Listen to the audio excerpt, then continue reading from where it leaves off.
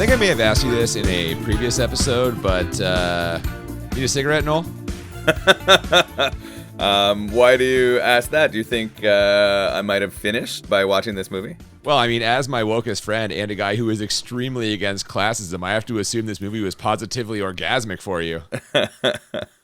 I don't know that it made me aroused as much as it did make me thoughtful. This was one that I wasn't expecting this to be the plot of this movie, to be honest. What were you expecting? I don't know. I thought Roddy Piper was going to be running around just kicking ass or something. After watching, what was the other movie we watched with him? Hell Comes to Frogtown? Yes, after watching Hell Comes to Frogtown, I just expected that he had super semen in every movie that we watched with him.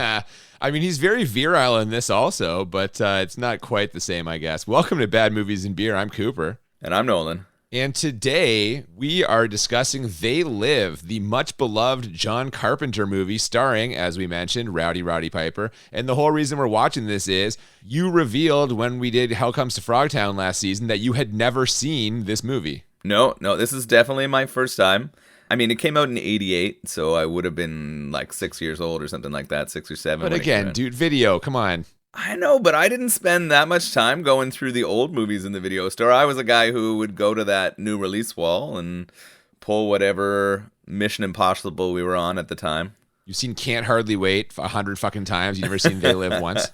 Well, those were all in theater. Well, yeah. Fair enough. Either way, I'm excited to hear your thoughts on it. I myself have seen it many times, so we'll see kind of where we land here with our bad and enjoyable meter. But that will come later, of course. Before we do that, let's talk about the beer that we are going to be pairing with the movie today. What do we got today, Noel? So we got a perfect beer here for the podcast. It's called the Roddy Piper. Oh, there we go. I don't think you can get sort of a better connection. Wasn't Roddy Piper's nickname Roddy Piper? Absolutely. Yeah, so like that's a lock. We got a picture here of a Scotsman blowing into his big bag and squeezing it to make some awesome sounds. This is by the South River Brewing Company. It says brewed in the north. This is out of South River, Ontario, near... Wait, so it's brewed in the north, but they're out of South River? Yeah. There's a bit of an oxymoron in that, I guess. They're in, I guess I would almost call them Middle Ontario or the near north. They're near Algonquin Park, which is a really awesome camping, kayaking, kind of backpacking place. You kind of get the sense that this brewery is all about that kind of lifestyle. They have a guy canoeing in their logo here on the can too. So pretty cool. We attempted to order this quite a while back, and we placed a large order from them and forgot to include this beer. So I've actually placed 2 orders. The whole reason we were placing the order, we fucked it up. We're not exactly rocket scientists over here, you know? I mean, we were probably placing the order after a podcast where we had enjoyed several other beers. So sometimes those kind of things just happen, and we had to place 2 orders from South River. So we've enjoyed a lot of their stuff. A light paddle brown ale is one that sort of stood out to me. It was in a very slim can. It was like a really good crusher. Was that the breakfast one? They had a breakfast beer. I think they had a breakfast porter or something. I thought it was fucking terrific. Yeah, they have some good offerings for sure. So I'm excited to drink this one. I did buy a few of them on that second purchase just to make sure we had enough. So I have had a couple of these and enjoyed them. So we'll see if you like it. It is a session IPA, so you're going to get hit with a little more hops than you usually like, but it's session, so it's not going to be over the top for you. I thought this was going to be like a Scottish ale or something because the bagpiper, but I guess not, eh? No, I guess not. So I'm excited. Let's crack it open. Yeah, you're due for this. We've had not too many IPAs recently, and I know that's been kind of a sore spot for you, so I'm glad we're getting one in here. I love all beer. I'm fine with whatever we got. Don't worry, but I will definitely enjoy this one. Let's crack it open.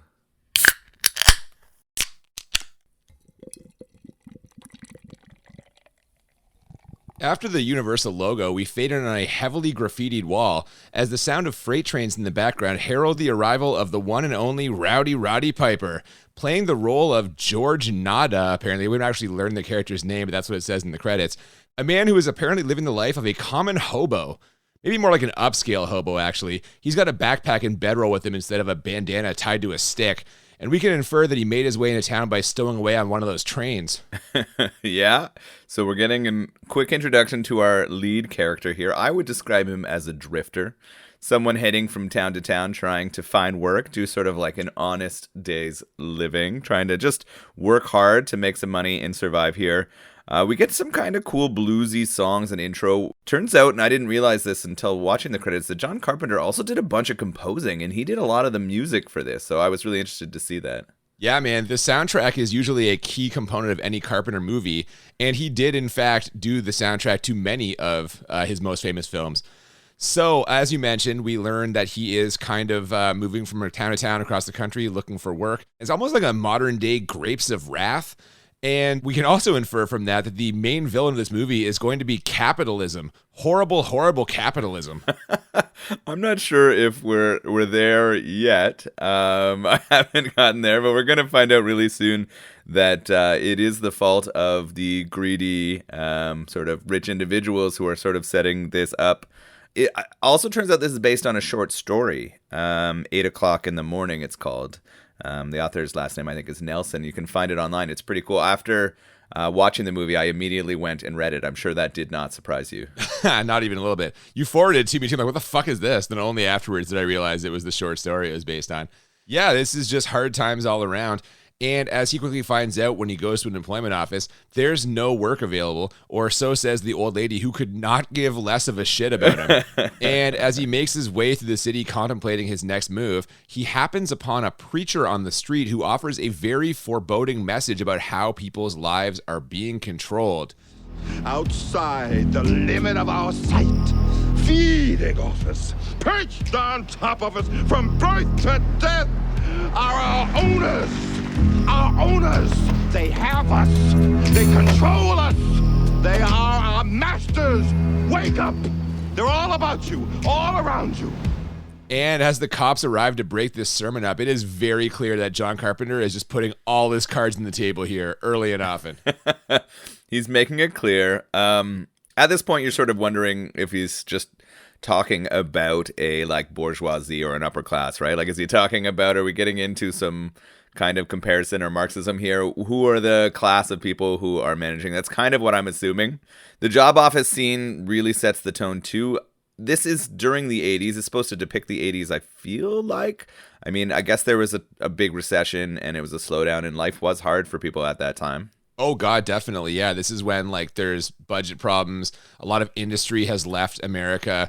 Yeah, this is, again, hard times, especially for what you might call unskilled laborers like the Piper man here. Yeah, the average common person or the working person would definitely be struggling at this time.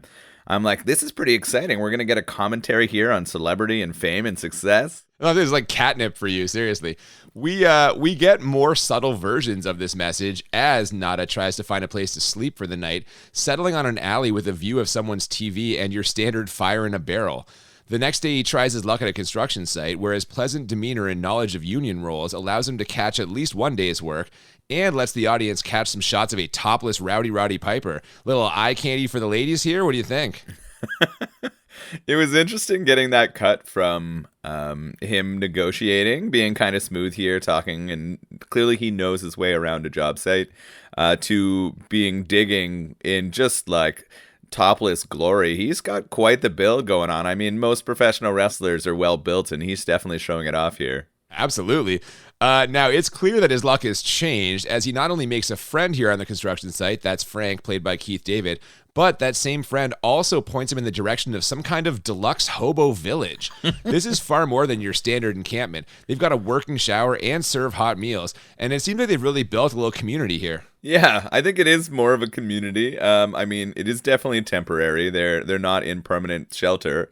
But they're across from a church here, we find out, or they're across from a church. And I think the people from that church are trying to help sustain these people who are down on their luck. Yeah, that's exactly what's happening here for sure. That night, Nada and Frank bond over mutual hard luck stories. Frank's a little more jaded, having not seen his wife and kids in over 6 months, but Nada is convinced he can still carve out a stable life for himself. I deliver a hard day's work for my money. I just want the chance. It'll come. I believe in America. I follow the rules. Everybody's got their own hard times these days. Spoken like someone who doesn't know that aliens are controlling the world, am I right? I just more took it as Frank was angrier because he hadn't had sex with his wife in 6 months, where maybe on the hobo trails there was some kind of job action, at least for our... If he's on the hobo trail, he's probably the one giving the what's the old hitchhiking thing? Ass, gas, or grass? Like, you know. Yeah. Anyway. So we have him say this like super patriotic thing about America, and is he ever going to be proven wrong really soon? He does show off some sweet harmonica playing skills though, and then we get to a little bit of nighttime life in the encampment here. Yeah, and this is where we get our first suggestion that something is amiss. When a hacker manages to disrupt a television broadcast in the camp to warn everyone that they are being kept subordinate by some kind of greater power. Distracted, sedated, in other words, asleep. Yes. They called something about the annihilation of consciousness is what they described it as. So that's sort of what people are being controlled under. Or at least that's what the hacker, when they broke through on the TV signal, said. I thought it was interesting they chose the word hacker to describe it, because I always thought it was connected to like the computer and not television. Yeah, I had the exact same thought, but I guess if you're hacking into something, you are essentially just interrupting it, and that is what he's doing. Now, I mentioned how everyone here is asleep, but you know who's not asleep? Rowdy Roddy Piper, who spends the rest of his night walking around getting the lay of the land, and in doing so, spots something suspicious. That same preacher from earlier is there having a fairly animated conversation with the guy who runs the camp. The two of them sneak off inside the church next door, and we're just going to have to sit and wonder what exactly is happening here. But not for long, as in our next scene, we see Nada sneaking into the church after another hacker disruption, only to basically find out that that's where the hacker is broadcasting from. So that was fast. The resolution here was pretty quick. We go from being kind of curious about what's going on to finding out very quickly that the people at the church and the guy running the encampment and that preacher all believe that there is some power or some force that is controlling everyone. And they're even describing themselves as cattle here, which is interesting. When he went into the church, I was wondering whether he was going to be able to save everyone with his super seed again. This is where it was popping in. I was like... I mean, the rebels are going to need soldiers, right? So I guess, you know... You can't fight it. I think maybe that's a rider in all of his contracts. He just has to have all of the children. The highest sperm count in the movie must be his character, yeah. I'd write that. Well, his curiosity is peaked now, so he spends the next 12 to 16 hours sitting and watching the church with binoculars. Dude is in one spot for literally a day and a half here. Also watching the church, a pesky police helicopter whose presence causes everyone to scatter out of there mere seconds before a whole lot of cops show up. I'm talking uniform officers, SWAT, they even bring a fucking bulldozer in to destroy the camp. And you mentioned earlier allusions to like Marxism. I got real SS vibes here, especially when they start viciously beating the blind preacher and that old guy from the TV. Yeah, definitely looking at sort of a fascist controlling situation here with the police force. Definitely trying to put down these people who are sending out a message that maybe there is a controlling class here. What did it say inside the church when he broke in there? I just thought I would bring it up. Oh, fuck. I don't remember now. It was something about we sleep. I don't remember now. It said they live, we sleep. When I just thought, is. Yeah, they're throwing to the title, right? I just thought it was good. I know you always like it when someone brings up the title in a movie. It's not the same here because they don't say it, but I think they were throwing homage to it. Maybe that's why it didn't stick with me. Rowdy Piper springs into action here, grabbing some kid and getting him away from the cops by breaking into a nearby house. They hide out until the heat dies down. The next morning, Nada surveys the wreckage left behind where the camp once stood. We quickly see that inside of the church has also been torn apart, but the secret compartment that Piper found earlier remains untouched. He breaks in, grabs a box of the sunglasses they are manufacturing, and finally tries a pair on after heading back into the city. And this is where the movie really picks up. I like that it went black and white. I like that it grayed out the world a little bit. These glasses somehow take out the color, kind of hide, and then almost all signs and other things they're seeing have a hidden message behind them. And I quite liked it. They say things like purchase, buy, right? All of those things that are promoting capitalism. Yeah, I think procreate was one of them too. I think there was like, you know. Yeah, definitely. I think it was called marry and reproduce. Yeah, that's what it was for sure. No independent thought. Buy, consume, watch TV, stay asleep, submit. There you go. And of course, the most famous one is obey, right? That's the most famous one from this. The sunglass effect here is just delightfully low budget. It's literally just black and white shots, like you said, of what we're already seeing, but with those hidden messages revealed. But once he spots a member of the ruling class buying a magazine, we get an incredible look at the makeup effects that we're going to be getting a whole lot more of as we go through this one. And that was fucking hilarious.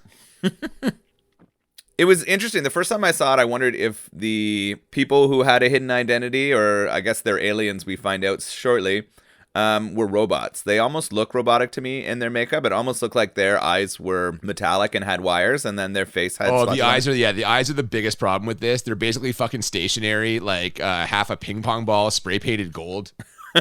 So you didn't love this effect, huh? I mean, it's iconic, and like I appreciate it for its relevance in pop culture, but it's not a great effect. Come on. See, I thought it was actually pretty good. I like the effect of showing that it was someone else, and it did seem simple, but the black and white, I think, makes up for a lot of the like faults in it, right? The fact that they decolorized it makes it seem a lot more realistic than if it had been in color, I think. We do see them in color later on, though, so I don't know. Does it still hold up when we see them later on? I think so. I don't know. I didn't dislike the makeup choice. I thought it was fairly effective. All right, fair enough.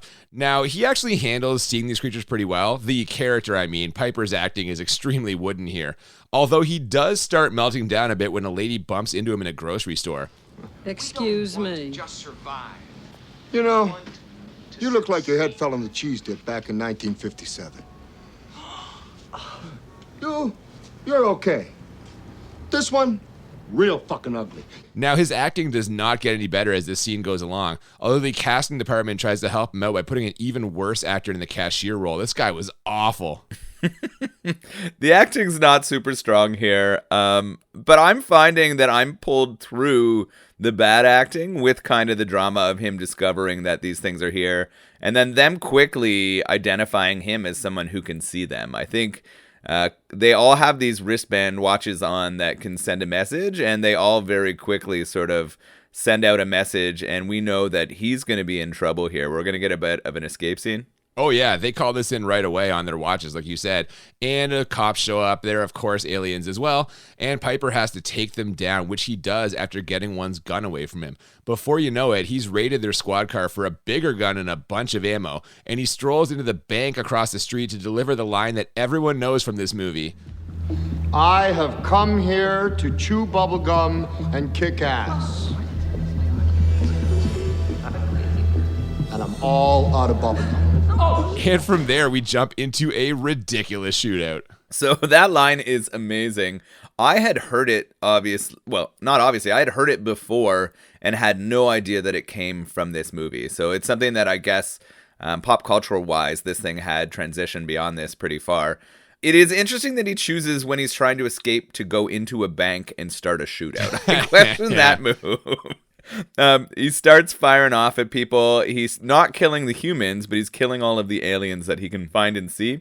But one of them he goes to shoot, and then somehow they disappear. Yeah, I guess in addition to communication, these watches also allow the aliens to like teleport or something. They also, as we see when he sneaks at the back when the cops arrive, have these like surveillance drones flying around that really show off all the incredible potential of 1988 FX. Yeah, this is pretty bad. The drone itself. They're so bad. The drone's really bad. It reminds me of some bad effects out of like a 1970s sci-fi It's show. like Mars Attacks, man. It's like the Mars Attacks ships. Yeah, he blows one up though and sort of tries to run away. He's having trouble kind of escaping until he decides to carjack somebody. Yeah, I was just thinking actually when I was watching this, we're about halfway through the movie at this point, and I felt like something was missing. And that would be the love interest who we meet after he has to essentially carjack her, like you said, to get out of there. Her name is Holly, and she's played by Meg Foster, who, if this isn't her most memorable role, it has to be Evelyn from Masters of the Universe, which I really, really hope we cover sometime. And I have to say, I feel like just by casting her, they kind of gave away the ending of this one because this actress has a face that just looks evil. She does have a remarkably blue set of eyes, one that sort of like seems not like it should be real. She almost looks like she has fake colored eyes. Yeah. And it does make her suspicious for sure. She also had the 80s hair that makes every woman suspicious to me. Stern face, too. Yes. Oh, yeah, definitely. She looks like she would spank you. Well, she almost spanks fucking Piper in a minute. He tries to tell her about the whole aliens controlling the planet, tricking humans into subservience thing here, but she, of course, doesn't believe him. In fact, she waits until he's slightly distracted, then breaks a bottle of wine over his head and pushes him through a plate glass window. They're on the top floor and her house is on a hill, so he falls 2 stories, then rolls down said hill, eventually coming to a stop on her concrete driveway, and he's basically fine. He is out of there before the cops arrive. This was not super believable. No, and it happens really fast. They go from her like following along and agreeing to everything that he's said to out of nowhere smashing that bottle over his head and easily shoving him through a plate glass window. I thought maybe she would try to call for help or something first, but no, she just throws him out there. She thought she killed him, and she probably would have in real life because he does, like you say, go for an insane tumble. But somehow he's able to get up and escape from there, and he's off. What he's upset about, though, is he's left his glasses behind. It's true, so he has to walk all the way back to the city to find another pair, which he does. Impressive, considering he should be paralyzed if not dead. But when he gets there, he swings by the construction site first to find Frank. Frank is like, get the fuck away from me. So he just keeps staggering around town while everyone is looking for him. His picture's on a wall of TVs that he literally walks past. This isn't a full Nick Cage escaping the FBI and National Treasure 2 level of ridiculousness, but it's fucking close. It is true, and the fact that there should be robotic drones out there or helicopters finding him pretty quickly, it's funny how much he escapes here. I mean, maybe in the 80s it's a little easier to blend in, but someone should have pointed him out. The interesting thing was he went to Frank without those glasses, so how would he know that Frank wasn't one of those people? I guess he kind of got caught up in that raid too or ran away. Maybe he assumes that they only have wealth. Or they can only be wealthy. I mean, that's a great point. Maybe he just wanted to like have a place to lay low and kind of heal for a bit before he went and got the sunglasses again. But I don't know. That's a good question. He does go retrieve that box of sunglasses now in what is basically a straight padding scene. And he finally convinces Frank to put them on and see the truth. This does take some convincing, though. Try these on. Look, you crazy mother. Put these on. Hey, stay away from me. I'm telling you, you dumb son of a... He calls him a crazy mother. In fact, Piper basically has to kick Frank's ass to get him to wear the glasses, which he does after an extremely long, dirty fight. This fight is hilarious and super long. It feels like a wrestling match, right? There's so many, one of them is winning, knocking the other down. We think somebody's out, and then at the last second, they get back up. They kick the living shit out of each other. Yeah, man. There's so many times that Piper gets kneed in the dick just over and over again. It's pretty awesome. I'm kind of shocked at how long it goes. Like, I have a whole page of notes because it just wouldn't end. It's like 6 minutes long, man. And let's not forget, he just fell out of a second-story window and rolled down a hill. So I don't know how he's doing this. They are in especially rough shape once this is done, and they decide to heal up in a Fleabag hotel. This is Piper's chance to unleash the full range of his acting potential. First, he fires up in anger when Frank starts questioning what they're going to do. Then later, he snaps off a somber monologue about his troubled childhood. Did either of these convince you that he should have done more film work, or... No, actually, I had a point in here where I was like, in my notes, I said his acting's been okay, but this scene, this story, the daddy story, is real rough. Like, this ends it for me. He's been able to kind of convince me he is an effective, like, I don't know, working man or hobo so far, but he is not pulling off this dramatic hero. You forgot to mention that this fight gets capped off with him pinning his friend Frank and putting those glasses on him. It wasn't until after the 3 count that he slides them over his face, which I thought was funny. He doesn't count 3, but like you said, I definitely saw some wrestling moves in here for sure. So it's a very Roddy Piper-esque fight. Frank gets a visit from Gilbert in the lobby. That's the guy who was running the camp from the beginning of this movie. And he says that the rebels are going to try to give the world a wake-up call and tells them to be at a meeting tonight. That's where we head next. As a glasses wearer, you'll be happy to know they've finally perfected a contact lens version of the sunglasses that let you see the aliens. And as a communist, you'll be happy to know that the anti-capitalist sentiment is running strong. Yeah, we have a rightful rebellion building here, trying to get back the freedom that all people rightfully deserve. It's clear that these aliens and their capitalist agenda are taking over the world and making life not great for the average person. I would like to get my hands on a pair of those glasses or contacts at this point. So you admit that you're a communist? No, I didn't say that I was a communist. Do I feel like capitalism has gone awry? Absolutely. All right. That whole wake-up call idea sounds good on paper, but the rebel group still hasn't been able to figure out where the alien signal is coming from. One guy who works at a TV station thinks he may know, but a very special someone that you'd never guess would be at the meeting says, no way, their signal's clean. KRDA is clear. The transmission is going out clean. The signal's coming from somewhere else. It's Holly, of course, and she reconnects with Nada right before the cops show up and wipe out everyone at the meeting except our main characters. What are the chances? Yeah, something's not right here. How come she's there and knows what's going down? The way that the cops storm this place is fucking hilarious. An entire wall explodes and they just come pouring in. We know that there are cops that are both aliens and not aliens. They kind of all work on the same side, though. The ones who are not aliens have been convinced that these people are terrorists and they're up to no good.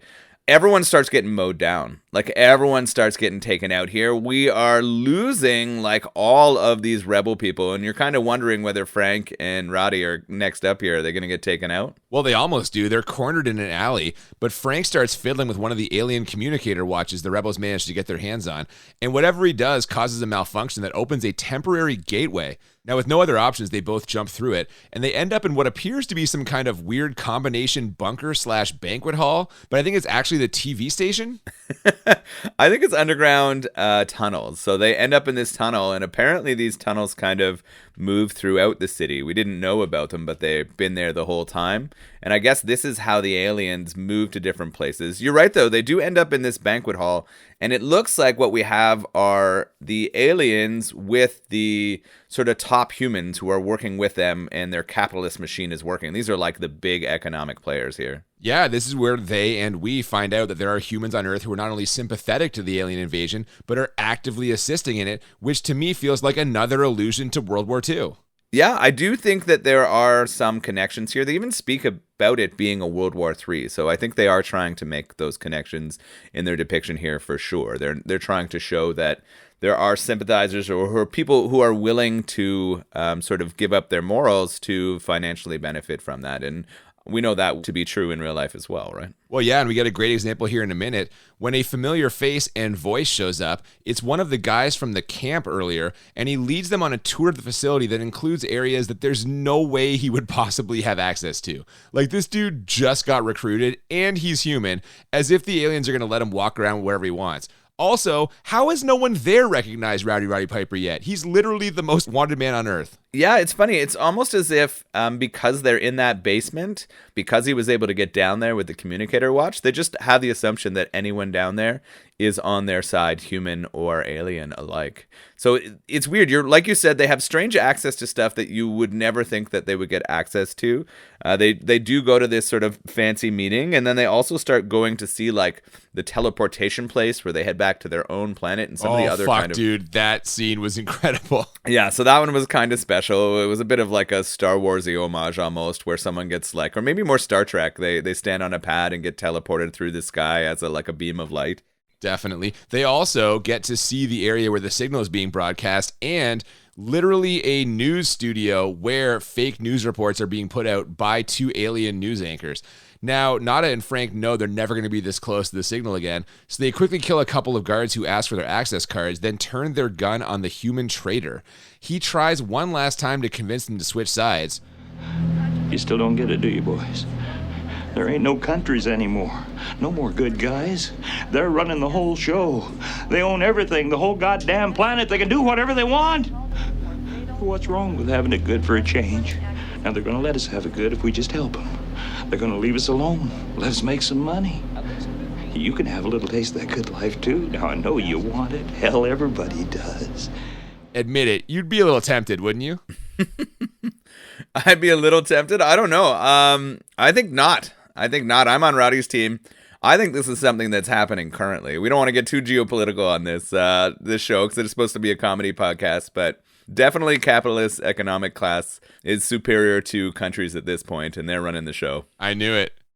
This is right up your alley. Oh, absolutely. I am all in on the narrative of both this short story and this movie. I believe we need to talk about this way more than we do, and I think any opportunity to do that is great. I'm super excited here. Oh my gosh. Well, the jig is up now, and after this guy teleports away, Nada and Frank try to stealth their way up to where the signal is being broadcast while avoiding killing the human employees and also looking for Holly. They eventually find her randomly wandering a hallway, and Nada is convinced he saved her life.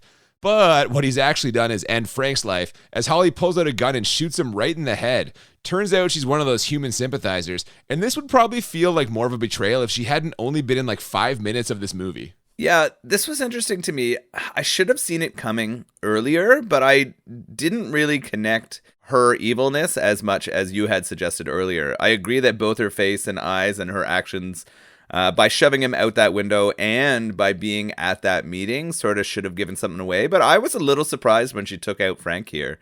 I was kind of thinking that maybe she had changed and was on his team, but clearly not. They head up to the roof together, and he is looking to take out this signal. He wants to get rid of it so everyone kind of really knows what the aliens are, but she's trying to convince him that that's not the right call. Don't do it. Don't interfere. You can't win.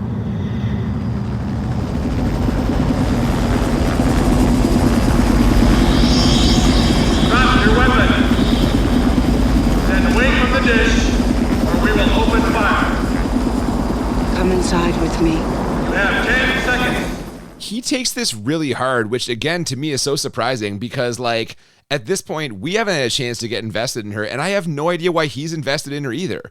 Like they've literally spent a tiny amount of time together. I feel like we talk about this all the time, but this might be the most egregious case of like, why is he so into her and betrayed when she turns on him? He barely knows her. They've spent maybe an hour and a half or less of actual time together. Yeah, you're right. There hasn't been that much time. I actually didn't take it as him being upset about her betrayal. I thought he was more just upset that he got Frank killed. I felt like he was like blaming himself for putting Frank in that position and having Frank go down. But I think there was something to it. He was definitely into her, or he wouldn't have saved her in that way. Well, dude, and think about how frantic he is when he's trying to find her and make sure she's okay. I'm like, I don't know, man. I know she's like a lady, you know, but this depth of emotion is really strange. He still shoots her, though, and even manages to destroy the dish before he's gunned down by a helicopter. For some reason, even though the helicopter is beside him, when he gets shot, he falls straight back. And what's even funnier is it's exactly the same way that Holly falls back when she gets shot. It happens like 30 seconds later. Carpenter must have really liked that shot for some reason. The camera was just in the perfect spot, so the angle was great each time it happened, right? I don't know. They had the crash mat set up so that they were falling perfectly into that spot, and it was going down. I did like that he got taken out at the end, though. We didn't really get a happy ending. Well, someone kind of gets a happy ending here in a second, but not the one that they expected. Yeah, man, capitalism always wins, Noel. Don't fight capitalism. That's what we've learned from this movie. Well, I don't know that that's true. I think that the aliens get exposed here at the end, and I think that the people are going to rise up. No, you're right, Noel. Capitalism loses. That's why we all live in the USSR right now. Why is there an argument for the USSR? Well, I'm just saying, you're talking like, I think capitalism can lose. Well, it fucking didn't lose the Cold War, did it? We probably shouldn't be talking about it. No, this isn't the conversation we want here. And it's not a nuanced one enough or a nuanced opinion enough to make it valid, so it's okay. Oh, stop it.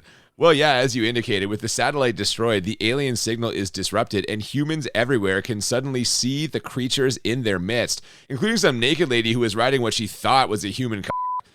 Hey, what's wrong, baby? And that's how we end the movie.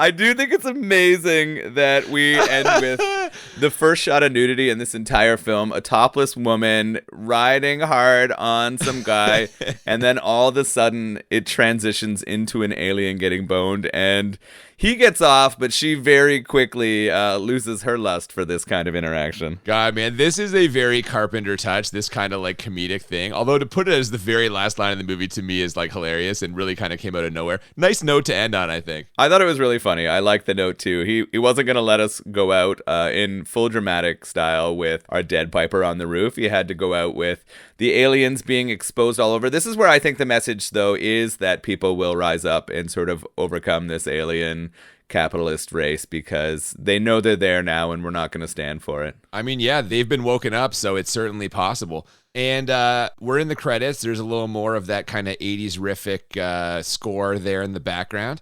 Yeah, man. Like, I've seen this several times. This is your first viewing. Do you want to tell us what you thought now, or should we just go into the ratings? Yeah, we can go straight into the ratings. We can talk about it together. All right. Well, the way we always do this, we rate the movie on a scale of 1 to 10 two times. 1 to 10 for how bad it is, 1 to 10 for how enjoyable. And the goal is to find movies that are a 10 out of 10 on both scales, or what we call the Crit 20. And for me, I am not nearly as anti-capitalist as you, but this is a good premise that is no less relevant now than it was in 1988. The alien effects, on the other hand, those might be a little less relevant than they were in 88. Like, I know Carpenter works on a budget, but damn. I think you have something with the alien effects here. I'll get into. I think that it is probably more relevant now than it was in 88 in terms of the storyline or the concept, for sure. I think that we are at a place where the distribution of wealth is way more into a smaller percentage of people, and people would suggest that they are controlling most of the messaging and things that are happening. So I think it's interesting. All right, man. You just keep standing on that soapbox. There are a few issues with the story. Like, there's no way Nada wouldn't have been caught when everyone's looking for him, especially when he's in the control center, like I said. I also don't know why he's so concerned with Holly and her well-being. She is barely in this, and she also broke a bottle over his head and threw him out a fucking window. Maybe let that one go, dude, you know? Speaking of Rowdy Piper, this is unequivocally his best acting role, but he's still not great. Better than Hulk Hogan, like that much is clear after we watched No Holds Barred. But could a Schwarzenegger or a Stallone have done a better job? You know, Chuck Norris, maybe? I don't know. I only have this as a 7 bad, but if you have it higher, you'll get no argument from me. Yeah. So this was my first time watching it. I obviously hadn't seen it before. I thought that there were some critiques you could definitely throw at it. There was some overacting for sure, especially the time when he was talking about his background and father. He just couldn't pull that off at all. Him being a brooding kind of like hardworking homeless guy who believes in America, I could be sold on, right? Like that was something that was working for me. I found at times it was a little bit slow. I think that was more just the style of the movies in the 80s. We've kind of grown used to more action, although there were some good parts in there with the funny fight and the bank scene and some of the like escape chase stuff.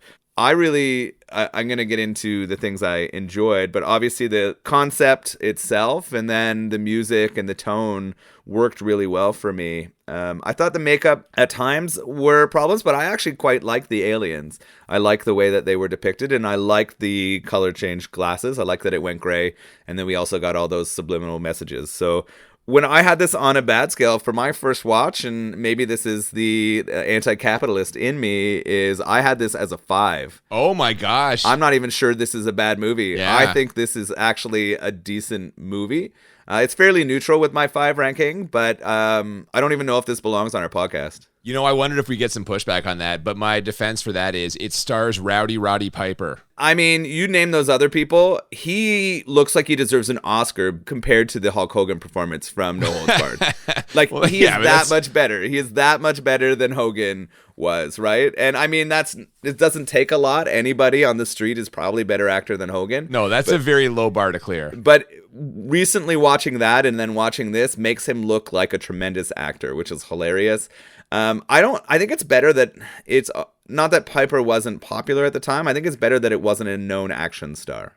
I just feel like it pulls off the everyman better. I feel like it'd be hard for one of those people to do it. I felt like Piper actually did okay as that. I mean, it probably would have been better to have someone who was a talented actor, but wasn't known, like well known, to be in that role too. I think that probably would have made it better. It might have sold a little more, but I don't know that they also wanted it to be incredibly dramatic. Like, I think they liked him being slightly stoic and allowing the sort of aliens and the other things to sort of push the mood. Wow. I mean, that's a pretty generous rating for this. I think that's, and again, you can make the argument for sure.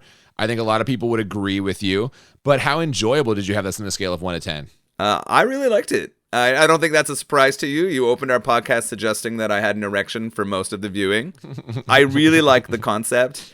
I wouldn't say that I am anti-capitalist. Like, I enjoy living in a democracy with choice and capitalism, but I do feel like it's being controlled by corporations. I would say I'm anti-corporation, and I think that the aliens in this movie stand or are in place of corporations in our current world, and some very large corporations sort of control way too much of our political and economic scenes, which make it difficult, and I think we need to wake up from some of that. But so the concept itself is a slam dunk for me. I didn't hate the acting. I felt Frank was quite good. What was the actor's name? Keith David. He's in a couple of Carpenter movies, and he is a good actor. Yeah, for sure. Yeah, I thought he did a really good job. I liked the makeup. I liked the music and sound. I thought that fight was hilarious. I laughed my ass off at it. Yeah. Some of the shotgun and shooting action was really good, and the ending popped me. I thought it was hilarious that they ended on that weird, like, we see everyone, but then funny sex scene. Yeah, me too. I had this as a 9 enjoyable. There you go. All right. Well, for me, I mean, I love John Carpenter. He is absolutely one of my 5 favorite directors of all time. This is one of his most beloved films, like I said, and I think deservedly so. Relevant premise, decent action. There's a couple of those Carpenter flourishes in there, you know, a little comedy.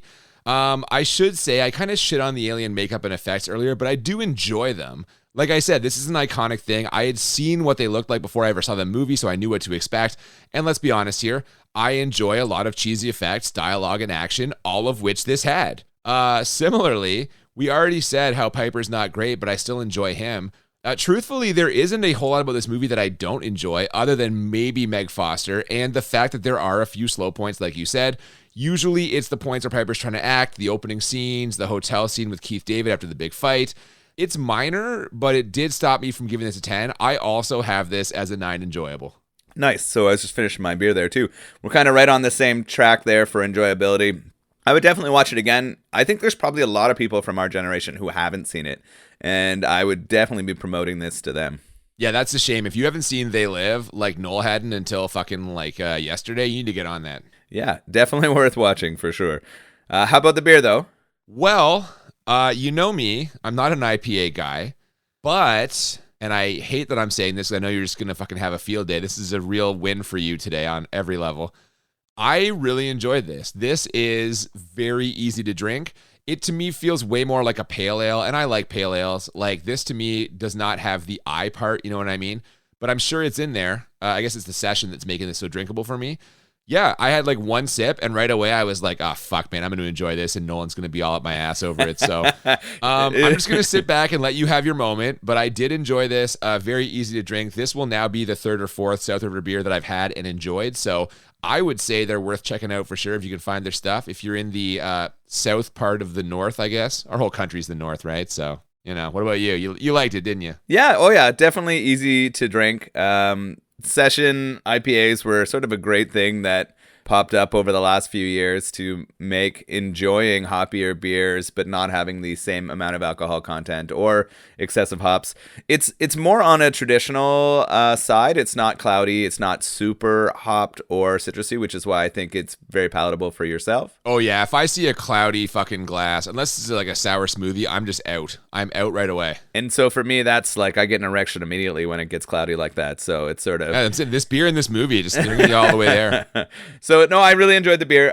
Almost everything I've had from South River, we drank a lot of it. I had the 2 orders, and I'd recommend checking them out for sure. I thought those slim can, easy to drink crushing ones were sweet too. I thought that was a really good idea. Again, I think one of them was a breakfast beer, and that's just the right size for a little nip in the morning, you know? So yeah, man. So like I said, a win all around for you today. And as if your hot streak couldn't get any hotter, next week we're going to be watching a beloved movie from your teenage years. Inexplicably, I don't understand how or why you came to enjoy this movie so much, but after mentioning it frequently, we are going to be watching Tank Girl next week. Yes! No one has ever been this excited for Tank Girl in the history of the world. Like, oh, don't do that to me. Tank Girl is amazing. I can't wait to watch it again and talk about it. I haven't watched it in a while, so I'm hopeful it lives up to my memories of it. I had some bad experiences when we watched a few other movies I remembered from my childhood, so I'm excited for this one, though. We should note, this is one of the rare movies where you own the DVD and I do not. So I think it's the only one. Well, I mean, you own Let My Puppets Come, and I don't own that one from our fucking bonus Only episode. Because you bought it for That was me. a birthday present. You can't get mad at me for that. We arranged this ahead of time. So, yeah, man, Tank Girl. If there's any diehard Lori Petty fans out there, next week is your week to enjoy. Before then, if you have not followed us on social media, you can do so on Instagram and Twitter at the BMB Podcast. Yeah, if you want to send messages and tell Cooper how wrong he is about, I don't know, how awesome tank girls, you can save those, I guess, for that episode. Or how bad capitalism is. You want to jump back on that train? Yeah, feel free to send messages about that if you're interested. Keep fighting the good fight. thebmbpodcast@gmail.com. Absolutely, we'd love to hear from you. But please, don't flood us with, please don't discuss tank girl emails. It's too late. We've already committed. We're not going to back away now. Nolan's in his element, and we're going to let him have his time. So you got to throw me 1 or 2 bones here. I'm looking forward to watching this. And you know what? I think we're going to get so much support for it. You just have no idea. I would have no idea if that is in fact true. We hope you'll join us for that next week. Until then, I'm Cooper. And I'm Nolan. And we'll see you next time on Bad Movies and Beer. Down with capitalism. I knew it. You think they're people just like you. You're wrong. Dead wrong.